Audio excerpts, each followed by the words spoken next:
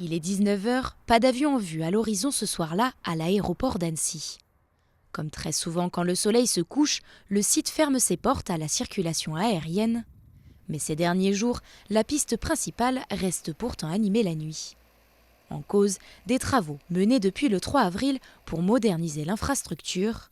Cette opération de maintenance doit permettre de garantir la qualité de service de la plateforme gérée par Vinci Airports et dont le département de la Haute-Savoie est propriétaire. C'est une question de sécurité. Le but, c'est de faire un rainurage sur la piste. Ça amène plus de rugosité sur la piste, donc quand les avions atterrissent. Et puis surtout, par temps de pluie, ça permet d'évacuer davantage les eaux de pluie. Donc du coup, on assure une meilleure adhérence des pneus, donc plus de sécurité pour les avions qui sont amenés à atterrir sur la plateforme. Après un temps d'installation des machines et de raccordement des outils sur la piste concernée, les ouvriers vont enfin pouvoir commencer le travail de rainurage.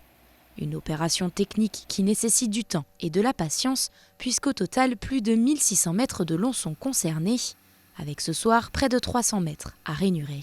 Donc en quoi consiste le rainurage ? En fait, on vient creuser des petits sillons qui font 6 mm par 6 mm sur la quasi-largeur de la piste et sur toute la longueur de la piste. Donc les travaux démarrent sur la piste sur les coups de 19h30, 20h. Et ensuite, vous avez la machine qui vient creuser les sillons toute la nuit sur la piste. Et le matin, on passe un coup de balai sur toute la piste et on rouvre pour la circulation des avions. Cette phase doit normalement durer jusqu'au 12 avril.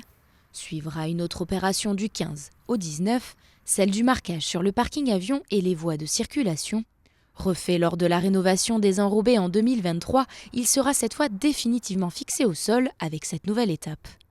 D'autres chantiers sont également prévus en 2024, avec notamment la réfection de l'aérogare pour réduire la consommation énergétique.